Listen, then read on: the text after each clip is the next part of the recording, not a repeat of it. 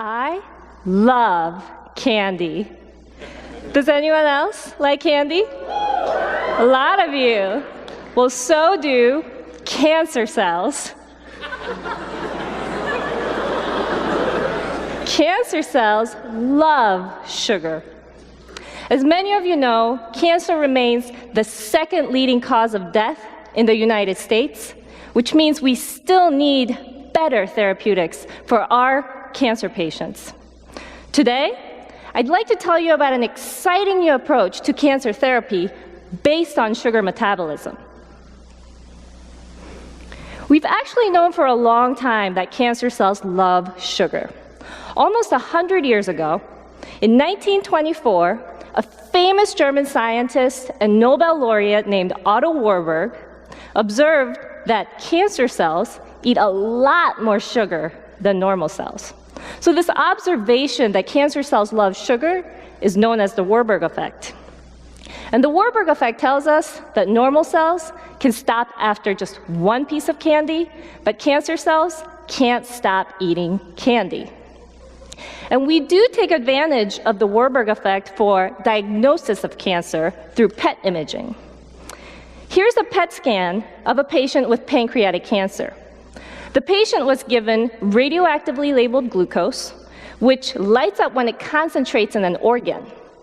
The pancreas normally doesn't light up because it normally doesn't like to eat so much sugar. But in this case, the patient has cancer cells in the pancreas. It's eating up all the sugar, concentrating it, and causing it to light up in the PET scan, and we're able to diagnose the patient.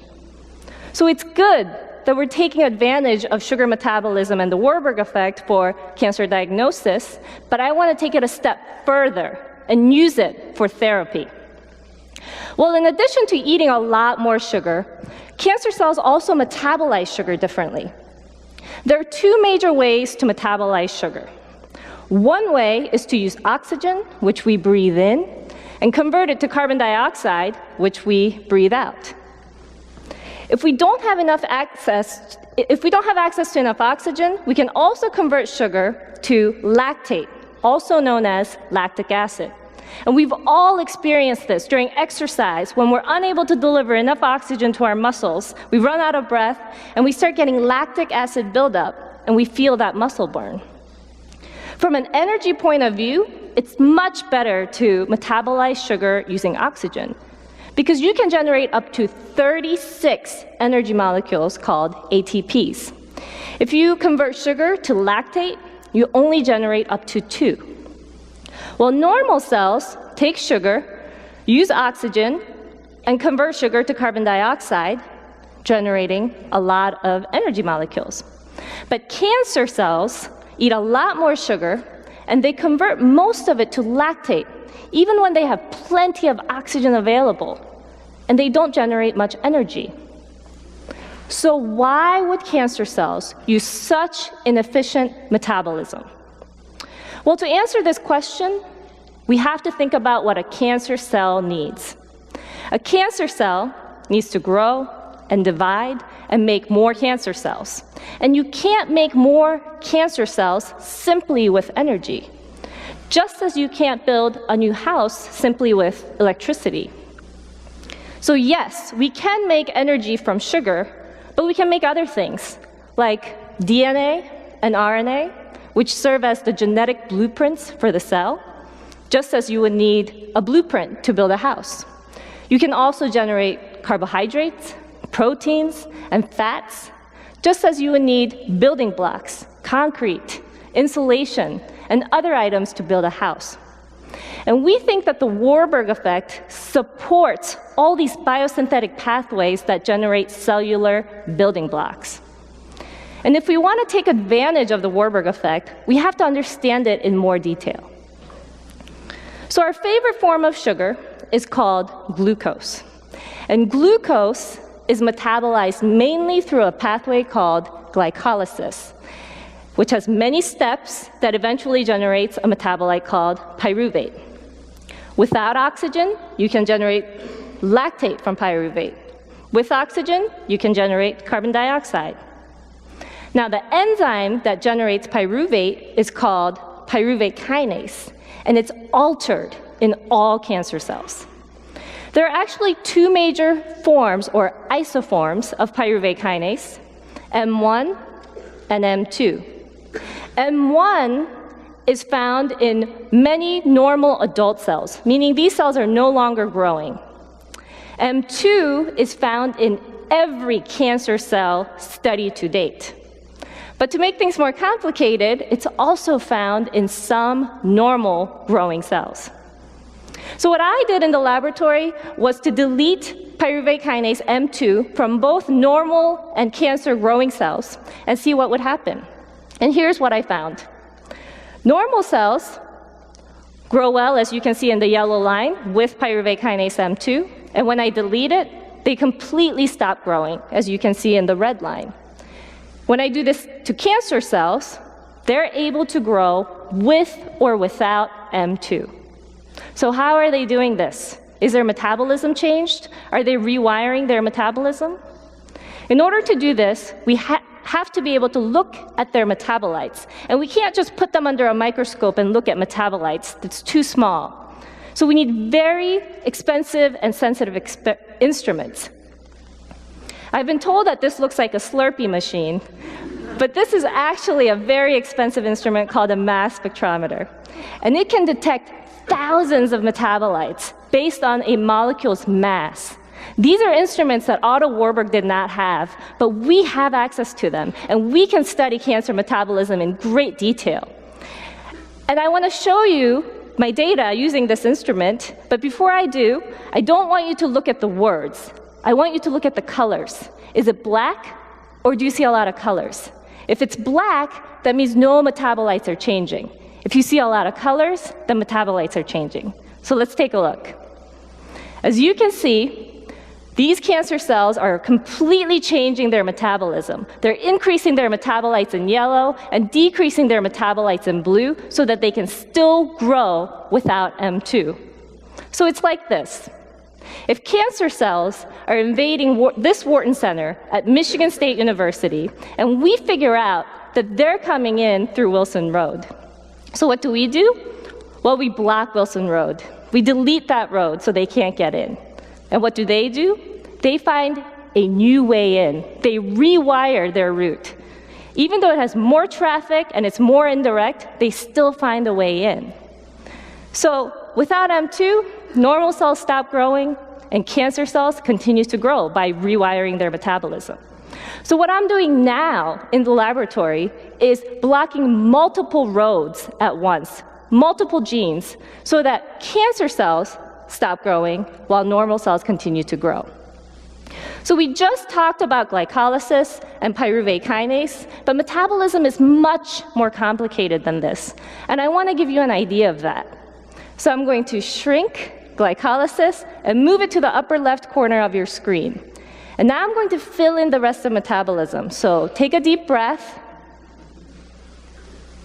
and let it out. As you can see, metabolism is very complicated, and this is still just a simplified map of metabolism. And remember, normal cells came from cancer cells, so some pathways are shared and some pathways are different, which means we have to understand normal complicated metabolism as well as cancer complicated metabolism. But this is a very exciting avenue for therapy because here are just some of the enzymes that are mutated, deleted, or somehow altered in cancer cells. So these are all potential targets for therapy. So here's our research strategy. First, I want to identify all the key metabolic pathways that help cancer. Then, I want to do deeper mechanistic studies that tell us exactly how each pathway is helping cancer cells. Does it help their survival, their growth, or their invasion, or something else? Then I want to take all of this information and use it to design personalized therapy. Because as you know, all individuals are different with their own genetics, diets, and environments. So we have just begun to understand different metabolism in cancer and taking advantage of it for therapy. There are many different types of cancers with all kinds of mutations, but they all have one thing in common. They all have to eat. Cancer cells have altered sugar metabolism, and I want to starve cancer.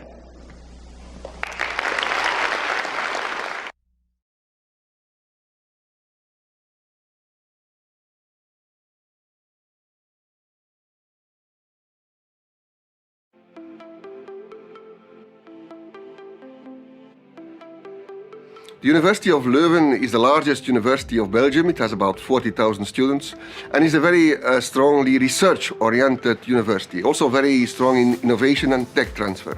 VIB is the Flemish Inter-University Institute for Biotechnology.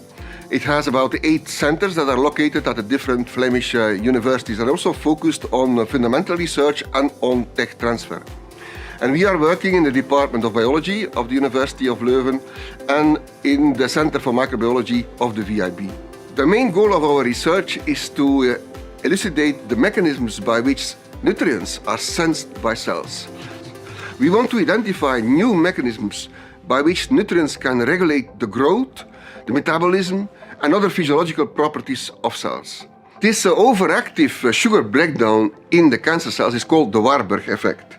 And up to now it has remained unclear whether this Warburg effect is just a symptom of the cancer cell or whether it could also be causative, whether it could stimulate the aggressiveness of the cancer.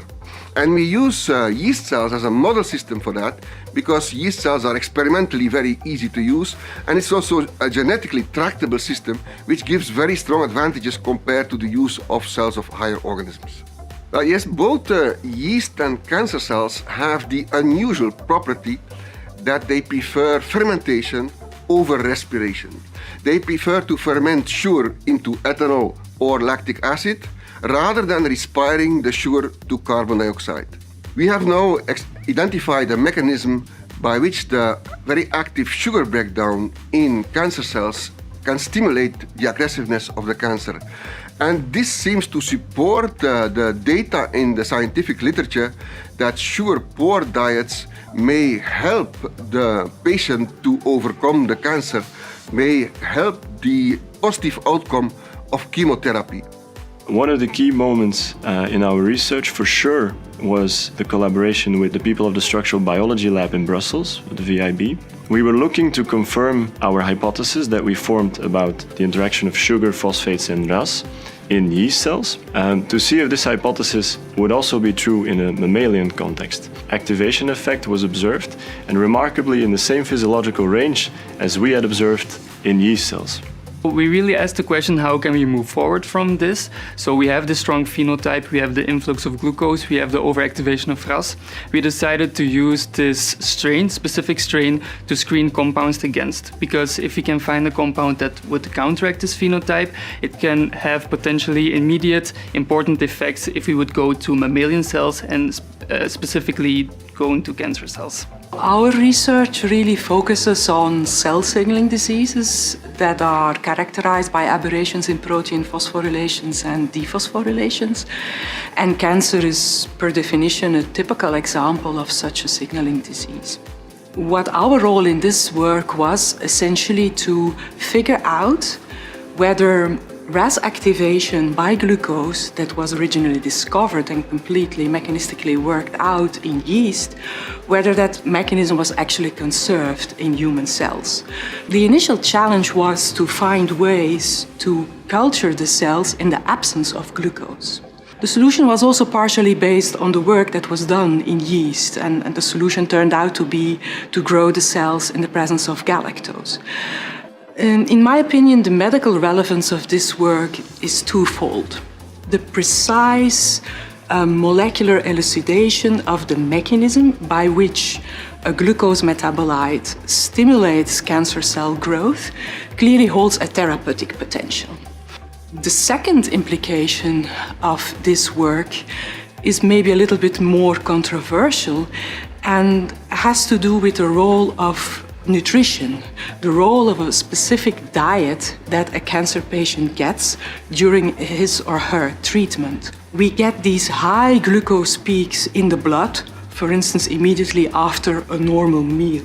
Because it is these high glucose levels that might do a lot of harm and that might actually maintain tumor growth. Unfortunately, this is not yet sustained by a lot of clinical studies. And I do hope that our work now would give a kind of incentive to the clinical oncologist community to keep this idea in mind and to set up dedicated studies to answer that question. Well, the research in the VIB will now be oriented further on this Warburg effect. We have now explained why the Warburg effect is important for cancer, but we do not know yet the primary cause of the Warburg effect. And we think that this primary cause is also conserved in the yeast cells. So we are concentrating now on the elucidation of the very first mechanism that triggers this Warburg effect. When we have identified this mechanism and we think that it's specific in the cancer cells, then we can screen for drugs that would specifically counteract this effect and make the cancer cells more sensitive, for instance, to chemotherapeutic agents, which would facilitate the combating of the cancer.